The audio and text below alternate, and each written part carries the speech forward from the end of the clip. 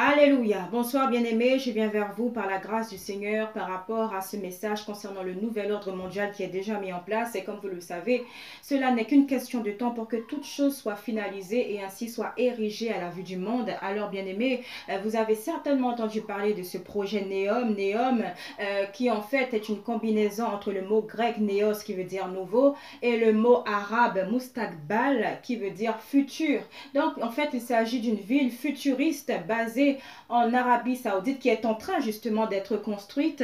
Et voyez en fait qu'elle se situe entre la frontière de la Jordanie, de l'Égypte et donc près de la mer Rouge. Alors en Jordanie justement il y a des investissements de fait. En Égypte également, un développement avec de nouvelles attractions. Donc, beaucoup d'investissements également au sud de Sinaï. Et voyez aussi, bien aimé, que l'Arabie Saoudite et l'Égypte ont signé un contrat environnemental pour protéger, disent-ils, la mer Rouge, le corail et les plages contre la pollution. Donc, vous voyez qu'il y a en fait dans cette ville futuriste, cette attraction touristique, il y aura du moins 50 parcs, 4 petites villes. Je tiens à préciser aussi que cette ville futuriste fera en fait la superficie 33 fois la superficie de la ville de New York. Donc, vous voyez que toutes ces choses sont faites en grand et que véritablement, bien aimé, ce nouvel ordre mondial, en fait, est là et il est à la vue de tous.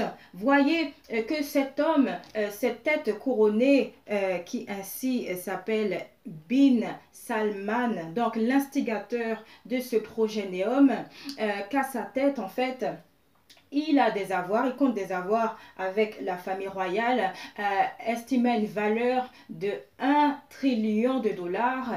Et la famille elle-même, justement, à cette valeur estimée à 500 milliards de dollars. Donc, voyez que c'est ce prince qui vit vraiment dans le luxe, qui vit vraiment dans l'extrême. Il a d'ailleurs acquis, il aurait acquis récemment une équipe de football de Newcastle, donc en Angleterre. Donc, voyez véritablement qu'il y a toutes ces conjonctions qui se font petit à petit et nous verrons que cela impacte les différents secteurs et que rien n'a été laissé au hasard. C'est pourquoi, comme il est écrit, bien aimé, dans Apocalypse chapitre 18, à partir du verset 1, il est dit: après cela, je vis descendre du ciel un autre ange qui avait une grande autorité et la terre fut éclairée de sa gloire. Il cria d'une voix forte, disant: elle est tombée, Babylone la grande, elle est tombée, elle est devenue une habitation de démons, un repère de tout esprit impur, un repère de tout oiseau impur et odieux, parce que toutes les nations ont bu du vin de la fureur de son impudicité, et que les rois de la terre se sont livrés avec elle à l'impudicité, et que les marchands de la terre se sont enrichis de son luxe.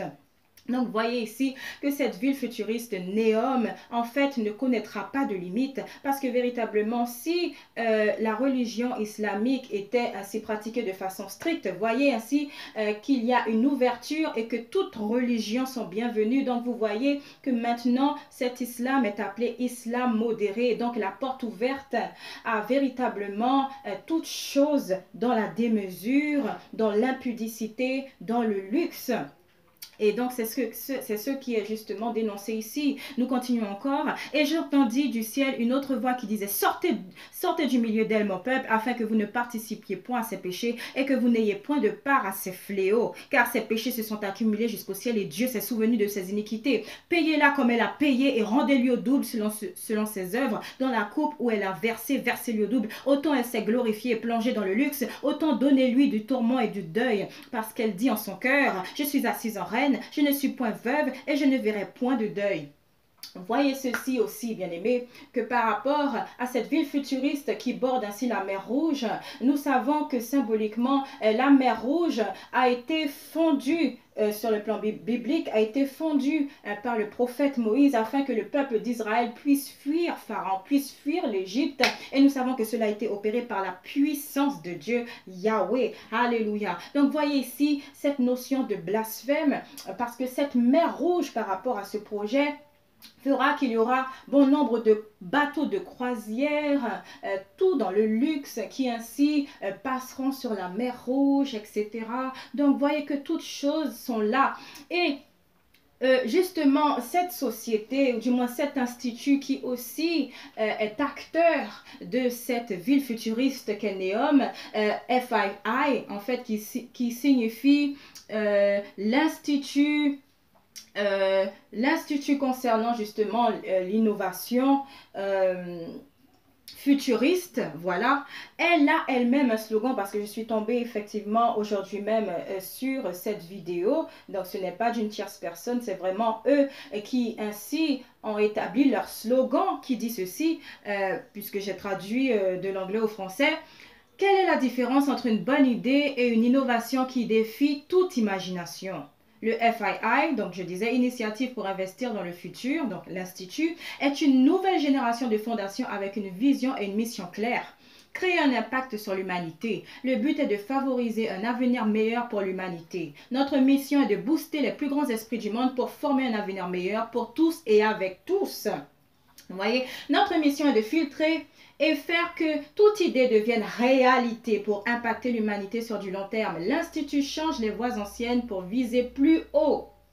Combinant des innovateurs de la technologie et servant à manipuler la meilleure partie de l'esprit humain. Le FII, donc l'Institut, se base sur des activités sur des actions dans 4 domaines clés pour un impact social. Nous avons l'intelligence artificielle, le médical, la robotisation et le développement durable. Toutes ces activités tendent vers le futur. Donc, vous voyez que si, par exemple, nous nous apparentons au médical, il y a justement ce fondateur de Babylon Health, donc médical de Babylone, que véritablement, il est chargé de recruter les têtes pensantes du monde. Il est en train de recruter les innovateurs pour être véritablement des acteurs, pour former ce monde nouveau, pour former, bien aimé, ces idées afin qu'elles deviennent réalité. Donc, si nous pensons, bien aimé, que les films de science-fiction qui ainsi sont injectés dans les salles de cinéma ne sont que fiction, en vérité,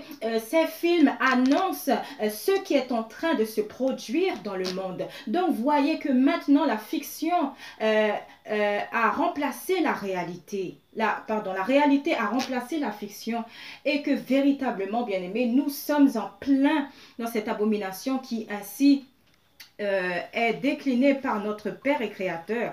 Alléluia. Si par exemple, nous allons cette fois-ci dans Apocalypse 14, au verset 6, il est dit « Je vis un autre ange qui volait par le milieu du ciel, ayant un évangile éternel pour l'annoncer aux habitants de la terre, à toute nation, toute tribu, toute langue, tout peuple. Il disait d'une voix forte, craignez Dieu et donnez-lui gloire, parce que l'heure de son jugement est venue, et adorez celui qui a fait le ciel et la terre et la mer et les sources d'eau. » Alléluia. Et un second ange suivi en disant, elle est tombée, Babylone la grande, qui a abreuvé toutes les nations du vin de la fureur de son impudicité. Donc, vous voyez ici, bien aimé, que par rapport, par exemple, à cette fondation, ou du moins cet organisme Babylon Health, nous avons tous les signes ici que Dieu ainsi nous soumet par sa grâce dans le livre de l'Apocalypse. Et si nous voyons que cette alliance qui a été faite entre la Jordanie, l'Égypte et l'Arabie Saoudite, nous voyons effectivement, bien aimé, si nous allons dans Exode, nous savons que véritablement, lorsque Moïse et Aaron se sont présentés devant Pharaon, que Dieu leur a dit, si Pharaon vous demande de faire un miracle, alors vous jetterez votre verge sur le sol et elle se transformera en serpent. Et effectivement, c'est ce que Aaron fit, Aaron le frère de Moïse. Et en réponse, Pharaon fit appel à des sages, il fit appel à des magiciens et à des enchanteurs, et ils firent exactement la même chose que Dieu avait ordonné à Moïse et Aaron. Donc, voyez, effectivement, lorsque ils font appel à des innovateurs, ils font appel aux têtes pensantes, voyez effectivement qu'ils tireront les rênes et que par justement les envoûtements, par toutes sortes de distractions justement, ils feront ainsi que les masses seront assujetties à eux pour les incliner à prendre la marque de la bête.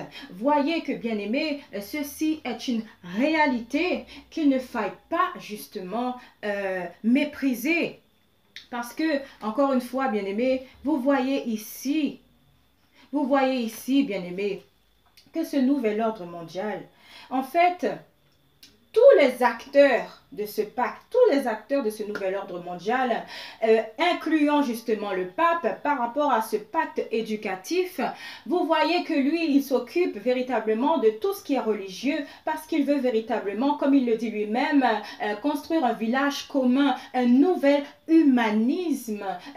Donc, c'est-à-dire que toutes les religions du monde ainsi puissent cohabiter et ne faire qu'une. Vous aurez peut-être vu aussi ce slogan qui réunit en fait tous les chefs coutumiers et religieux du monde qui en fait eux aussi se sont rassemblés pour parler de cette paix commune. Voyez ainsi que ceci est la mise en place de ce gouvernement mondial et que nous y sommes véritablement. Donc, bien aimés, si vous avez fait de Jésus-Christ de Nazareth votre Seigneur et Sauveur, alors sachez que vous n'avez absolument rien à craindre si ce n'est que de veiller, de jeûner jusqu'au retour du Seigneur. Mais si tel n'est pas le cas, bien aimés, je vous invite, je vous implore d'invoquer son saint et puissant nom parce que lui seul sauve, lui seul constitue la porte des brebis parce qu'il est le chemin, la vérité et la vie, que nul ne parvient au Père que par lui. Et si son nom a autant de fois été utilisé pour cacher les desseins des hommes, si le nom de Jésus-Christ a été autant de fois blasphémé et que bon nombre de croyants se font persécuter jusqu'à même être décapités, c'est parce que véritablement Jésus-Christ n'est pas de ce monde et donc véritablement le salut n'est que par lui parce qu'il est le seul à n'avoir jamais menti, il est le seul à n'avoir jamais péché et pourtant c'est lui et lui seul qui s'est livré en rançon pour toute l'humanité et c'est ainsi que par son sang précieux nous sommes purifiés. Alléluia. Donc croyez en Jésus-Christ, vraiment bien aimé, invoquez-le et il se révélera à vous comme jamais auparavant. Donc je prie que le Seigneur par son esprit de discernement, de sagesse, de connaissance, de révélation et de vérité vous insufflera toutes ces choses dans le cœur bien aimé et surtout il ne sert de rien de vous alarmer si ce n'est que vous devez vous mettre littéralement sous l'aile de Jésus-Christ de Nazareth. Alléluia. Que le Dieu de toute grâce et de toute paix soit toujours avec vous. Amen. Restez bénis.